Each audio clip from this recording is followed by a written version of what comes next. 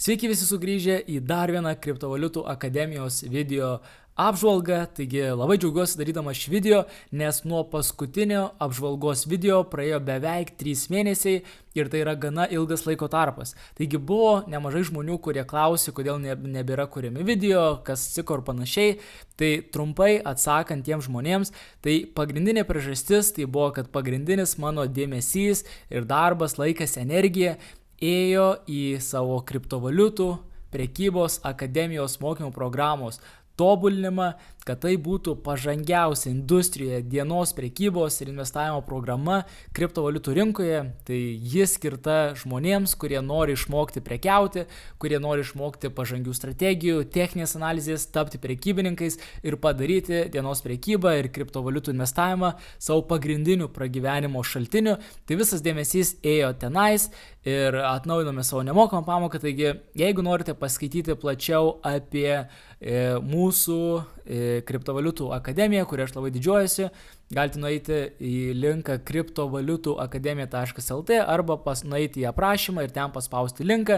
Šiuo metu kaip tik vis dar vyks, nes prisijungė labai daug žmonių, kas irgi buvo didelė priežastis, kodėl reikėjo skirti tam labai daug laiko, bet svarbus dalykas, kad vasaros priėmimuose vis dar yra vietos ir yra gana didelė nuolaida, nes standartinė pilnos programos kaina yra 530 €, bet vasaros priėmimo kainą galite prisijungti su 2 lanksčiais mokėjimais po 140 €. Tai reiškia, tai yra ne tik didelė nuolaida, nes įsigijate mokymų programą už 280 €, bet netgi ir 2 lanksčiais planais.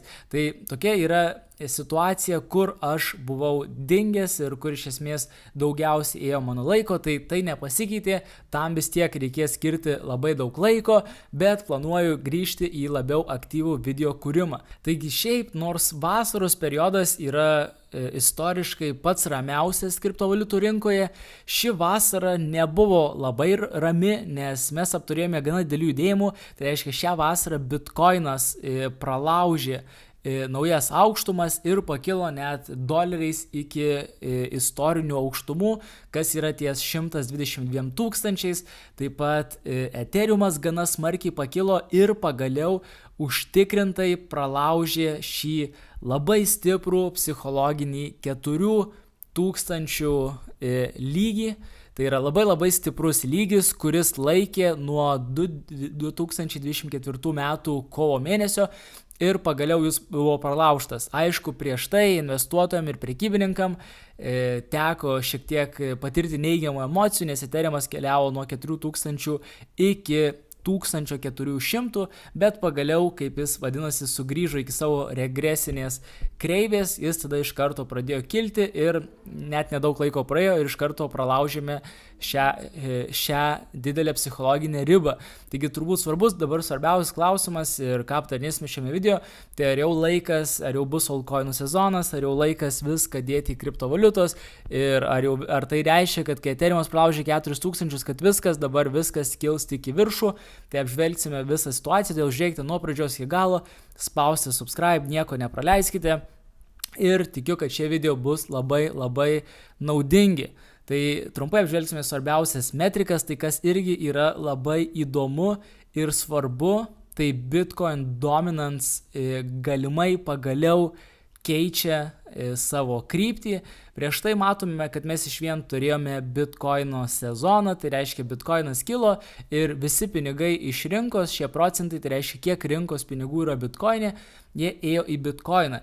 Ir akivaizdu, kad visa kreivė, visas grafikas eina tik į viršų, tai reiškia ėjo viskas tik į Bitcoiną ir visa kita gana kentėjo. Bet dabar kas pasikeitė ir kas yra įdomu, kad Bitcoin dominance grafikas po truputį keičiasi ir keičiasi kryptis judėjimo. Tai reiškia, prieš tai viskas ėjo tik į viršų ir tai reiškia, kad dominavo Bitcoinas, altcoinai ir visos kitos kriptovaliutos kraujavo, bet dabar mes matome, kad pagaliau mes turėjome žemesnę susiformavusią aukštumą ir ties čia nesustojame. Kol kas panašu, kad pralaužėme šį irgi labai svarbų lygį, psichologinį 60% lygį ir keliaujam dar žemiau. Tai šis Bitcoin dominance toks nukritimas ir krypties keitimas atrodo labai įtikinamai. Iš tikrųjų, bet kam, nes kitaip ir neįmanoma interpretuoti, panašu, kad kryptis po truputį keičiasi. Dabar ar ji tęsis ir visą laiką keliaus tik į apačią, mes nežinom, kol kas dėl to aš dar abejočiau, aš tikrai manau, kad dar gali būti pasispardymų, bet irgi viena didelė priežastis, kodėl taip atrodo Bitcoino dominance grafikas, nors altcoinai nėra dar labai stiprus, altcoinai pasižiūrėjus į bet kokį altcoiną pamatytume, kad jie yra gana nukritę nuo savo vertės. Tai viena priežastis tai yra Ethereumo stiprus judėjimas į viršų ir kadangi Ethereumas toks stiprus, Ethereumas taip pat labai išsiveržęs prieš altcoinus, tai reiškia Ethereumas dominuoja ir jis taip pat priverčia Bitcoin dominance važiuoti į apačią. Tai reiškia, nors ir Bitcoin dominance važiuoja į apačią, tai visiškai nereiškia, kad dabar yra altcoinas ir reiktų viską mest ir keliauti į altcoinus. Ne, šiuo atveju tai reiškia, kad dabar Bitcoinas atsitraukia ir dabar matome labai stiprų Ethereumą, kuris vis užtikrintai juda į viršų. Bet, kad ir kaip bebūtų, gali būti tikrai labai tikėtina, kad 65 procentai buvo Bitcoin dominance viršus ir galbūt, kad su štai tokiais, kai buvo anksčiau pasipriešinimais, mes pagaliau po truputį užtikrintai keliaus pinigai iš Bitcoino į kitas kriptovaliutas ir pakels jų kainą. Jeigu pasižiūrėtume į bendrą rinkos vertę, tai irgi akivaizdu, kad esame uptrendę, tai reiškia keliaujame po truputį į viršų, struktūriškai viskas gražiai atrodo, mes turėjome štai tokį atsitraukimą ir tada bam, vėl pralaužėme ir dabar vėlgi kaina labai neskuba judėti į viršų, bet po truputį užtikrintai juda į viršų, nes pasižiūrėjus į pinigus, tai reiškia kiek yra stablecoinų rinkoje, mes matome, kad suma yra sparčiai kylanti, tai reiškia vis daugėja stablecoinų, tai reiškia žmonės vis daugiau deda pinigų į rinką, tai akivaizdu, kad dėl to po truputį ir nenori vis tiek kyla Bitcoinas ir kyla Ethereumas. Tai kol kas nesimato altcoinų sezono priešakyje, nes dabar realiai yra Ethereumo sezonas ir jis gali tęsis gana ilgai. Tai ir kad kyla Ethereumas nereiškia, kaip daug kas galvoja, kad dabar kils būtinai visi altcoinai. Taip, jie kažkiek pasivis Ethereumą, bet tai nereiškia, kad dabar bus iš niekur nieko altcoinų sezonas, nes makro aplinka ne visai dar tą palaiko. Tai irgi, kalbant tada apie makroekonominį aplinką, kas yra labai svarbu, kad išėjo ir irgi, jeigu, kaip ir minėjau, jeigu yra gana sunku suprasti šios video ir esate labiau pradedantysis, tai labai rekomenduoju prisijungti, tiesiog užsiregistruoti į mūsų nemokamą pamoką ir ją peržiūrėti. Tai yra valandos trukmės nemokama pamoka, per kurią atsakysime daug klausimų, daug dažnai užduodamų klausimų. Ir tai yra tiesiog didelė vertė ir pradedantiesiems, tiek ir pažengusiems prekybininkams. Taigi labai rekomenduoju užsiregistruoti į pamoką. Tai va, tai kas šiandien buvo aktualu ir kodėl šiandien viskas žaliuoja gana stipriai, tai yra reiškia juda po truputį viršų, tai dėl to, kad išėjo geresnė infliacija nei tikėtasi. Tai reiškia, tikėtasi buvo 2,8 infliacijos Amerikoje, bet išėjo 2,7 infliacija iš vartotojų pusės. Tai vienas dalykas, tai yra gerai, tai šiek tiek pakėlė rinkas į viršų, bet tai tikrai nereiškia, kad dabar bus, kad tai nėra visiškai trumpalaikiai perspektyvai, tai yra gerai, bet mes matome, kad infliacija vis tiek pakilo. Tai reiškia, taip, ji buvo mažesnė nei buvo tikėtasi, kas pajudino rinkas į priekį, bet ji vis tiek pakilo ir yra gana aukštai nuo tokio kaip ir išgalvoto 2% centrinio banko tikslo. Ką reiškia aukšta infliacija arba kylanti infliacija? Tai reiškia, kad centrinis bankas vis tiek nenorės mažinti palūkanų, tai kol kas jau yra didelis spaudimas ją mažinti palūkanas, prie ko mes dar prieisim, bet visada pakilus infliacija bet kada gali priversti jį persigalvoti ir iš esmės infliacija nėra gerai. Ir jeigu mes dar pasižiūrėtume, kas buvo lygtais nuo kovo, balandį, gegužę, birželį, atrodė, kad infliacija jau buvo suvaldyta ir judėjo į apačią, bet tada atėjo tarifai ir Trumpo tarifai labai tikėtina, kad sukels aukštesnį infliaciją, nors yra ir tokių nuomonių, bet vis tiek galiausiai tarifai tai yra kaip mokestis gamintojam ir dažniausiai tas mokestis persimeta galiausiai ant vartotojų pusės ir todėl būna aukštesnės kainos ir gali būti, kad pakils infliacija, kas galėtų vėl vers centrinį banką labiau būti tokiems, kaip pasakyti, griežtiems ir tiesiog nebūtų tokiem laisviems, griežtint pinigų pasiūlą ir panašiai, ir tiesiog galiausiai tai atsilieps neigiamai rinkai.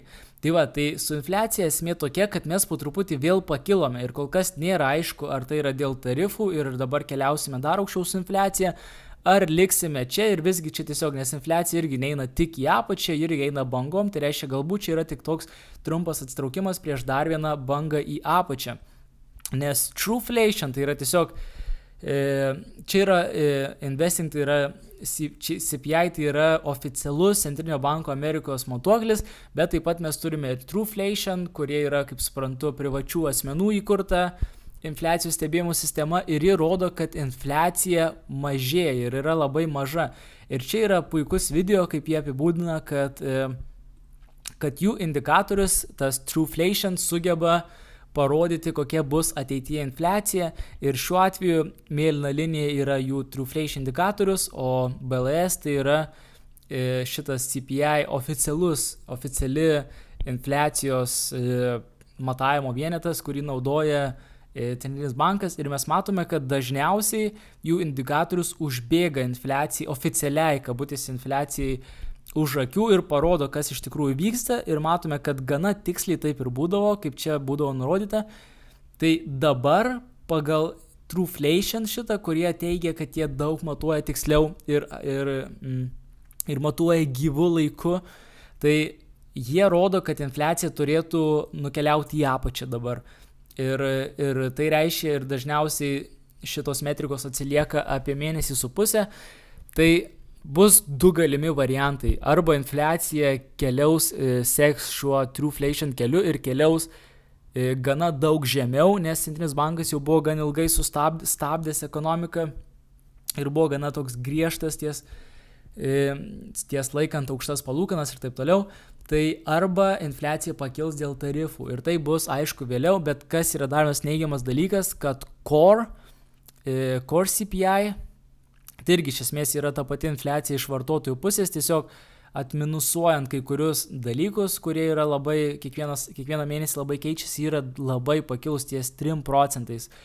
Ir matom irgi trendas į viršų, buvo pakilo Liepą ir dabar pakilo dar labiau rugpjūtį.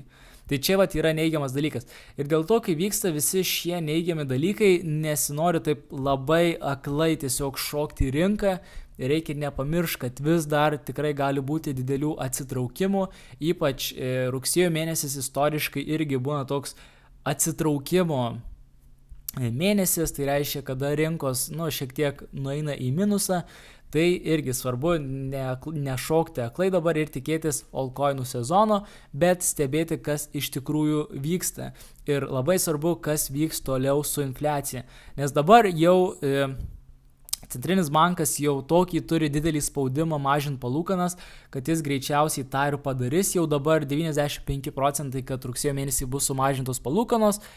Ir tada, kad dar bus spalio mėnesį mažinamos palūkanos, bet tai gali pasikeis, jei pasikeis infliacija. Bet kol kas rugsėjo mėnesį galbūt bus pagaliau pirmas palūkanų mažinimas po gana nemažai laiko. Tai kas būtų iš pradžių gal sell the news eventas, bet po to galbūt būtų rinkos vėl pakilimas. Aš kol kas manau, kad Bitcoino ir Ethereum pakilimai, akivaizdu, kad vakar į Ethereum įplaukė iš ETFs, tai yra iš didelių institucijų arba šiaip paprastų amerikiečių, bet labiau iš visokių verslų institucijų, 1 milijardas į Ethereum per vieną dieną, todėl kad tiesiog Ethereumas kyla ir visi jaučia tą FOMO ir greičiau nori šokti viršų. Ir kai kaina išsipučia dėl tų ETFsų, o ne labiau dėl makroekonominės aplinkos ir panašiai, tai būna dažniausiai toks dalykas, kuris priveda prie didesnio atsitraukimo. Tai irgi ir dėl to greičiausiai ir matosi toks atsiskyrimas vėlgi tarp Ethereum ir altcoinų, dėl kad į Ethereum eina pagrinde visokių ETFsų pinigai ir pakelia kainą į viršų, kai kyla kaina į viršų, tai įplaukia dar daugiau pinigų ir panašiai, o altcoinai ne visi turi ETF'us ir jie netaip ten greit reaguoja žmonės, kad investuotų į tos ETF'us, tai aš manau, kad pagrindė sprendžiant iš ekonominės situacijos, nes nieko neįvyko realiai, labai teigiamai, įvyko keli dalykai, apie kuriuos kaip Trumpo Big Beautiful Bill, apie kuriuos kalbėsime ateities video, bet iš esmės kol kas tiesiog pinigų pasiūla ir pinigai eina į viršų, ETFs toliau perka ir dėl to aš manau, kad Bitcoin ir Ethereum lydina rinką, taip pat kaip ir S&P nestabdo ir Nasdaq taip pat eina į viršų, o altcoinai tuo pačiu šiek tiek yra atsilikę ir lieka gale. Tai kol kas ties altcoinis, paskutinis dalykas, ką aptarsime šiame video, tai kad altcoinai yra užstrigę ties šiuo lygiu ir kažkaip aš manau, kad pralaužti šį lygį yra įmanoma, bet bus gana sudėtinga. Aš manau, prieš pralaužiant lygį, kad turėtų būti dar vienas atsitraukimas, kaip matėme štai čia, buvo gana nemažai bakstelimų į liniją ir tada atsitraukėme ir tik tada pralaužėme šį lygį. Tai aš manau, kad labiausiai gėdina scenarius, kad dabar altcoinai turės tokį atsitraukimą, retracementą iki kažkur, tarkim, sunku pasakyti, bet tarkim kažkada iki rugsėjo mėnesio ir tada po rugsėjo mėnesio galbūt link spalio, lapkričio, manau, pralaušime šį lygį. Bent jau kol kas aš taip manau. Tai tokia yra situacija. Kol kas būkite atsargus, sekite šios video. Kai kažkokia bus svarbi informacija, viskas bus jums pasakyta ir pranešta. Dabar kol kas situacija yra gera, bet dar labai neapibrėžta dėl infliacijos ir nėra, kad dar būtų silpna Amerikos ekonomika, kad būtų kažkoks didesnis pinigų stimulas iš centrinio banko. Kol kas stimulas yra iš Trumpo pusės. Tai situacija yra labai neapibrėžta, yra ir bullish ir bearish dalykų, bet dar tikrai nekvepia tokiu pilnu altcoinų sezonu. Tai taigi tiek šiam video, spausti subscribe, spausti like, jeigu patiko šis video ir norite jau daugiau ir susitiksime kitose video.